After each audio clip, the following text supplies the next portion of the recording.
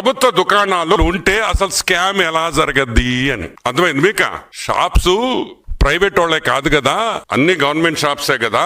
ఈ గవర్నమెంట్ దుకాణాల్లో స్కామ్ ఎలా జరగద్ది అని అడుగుతుంది. ఇప్పుడు ఒకటే గుర్తుపెట్టుకోండి, మీరు గవర్నమెంట్ అంగళ్ళు పెట్టింది 3 ఏళ్ల ముందరే. కరెక్ట్ గా మీ గవర్నమెంట్ వచ్చిన 6 నెలలకేమో మీరు దుకాణాలు పెట్టారు, గవర్నమెంట్ దుకాణాలు. తమిళనాడు స్టేట్ లో నాకు తెలిసి 25 ఇయర్స్ 25 ఏళ్లుగా టాస్మాక్ షాపులు ఉన్నాయి. గవర్నమెంట్ షాప్స్ వచ్చి అక్కడ టాస్మాక్ షాప్స్ అంటారు. టాస్మాక్, ఈ టాస్మాక్ లో ఏ గవర్నమెంట్ షాపులు మీరు చెప్తున్నారో 1000 కోట్ల money laundering case, prevention of money laundering act 2002 ప్రకారం ఇప్పుడు కేసులు పెట్టున్నారు. ఈడీ టాస్మాక్ మీద ఈ రోజు విచారణ చేస్తుంది.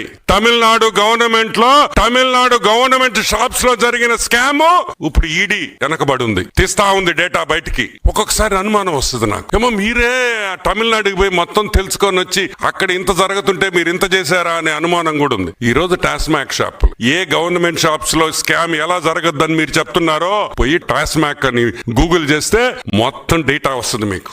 ఎంత స్కామ్ జరిగింది, 1000 కోట్ల పైన ఈ రోజు ఈడీ ఛార్జ్ షీట్ వేసింది. అది కూడా కాకుండా వాళ్ళ ఎండి, వాళ్ళ ఐఏఎస్ ఆఫీసర్, ఆయన కూడా వీళ్ళు విచారణకు పిలుచున్నారు. ఈడీ వాళ్ళు విశాఖన్ ఐఏఎస్ మే 16, 2025లో ఈడీ విచారించింది. ఈ సంవత్సరమే మేలో ఈడీ టాస్మాక్ డైరెక్టర్ ని, టాస్మాక్ ఇన్ఛార్జ్ ఐఏఎస్ ఆఫీసర్ ని ఈడీ పిలిచింది. ఎందుకు పిలిచారు? ఎందుకంటే స్కామ్ జరిగింది కాబట్టి గవర్నమెంట్ షాపుల్లో స్కామ్ జరగదు, గవర్నమెంట్ షాప్స్ లో ఎలా స్కామ్ జరగదు అనేది పిచ్చితనం. అసలు గవర్నమెంట్ షాప్స్ పెట్టిందే స్కామ్ చేసేదానికి. చంద్రబాబు నాయుడు గారు ఉన్నప్పుడు షాప్స్ లో ఈ స్కామ్స్ లేవు.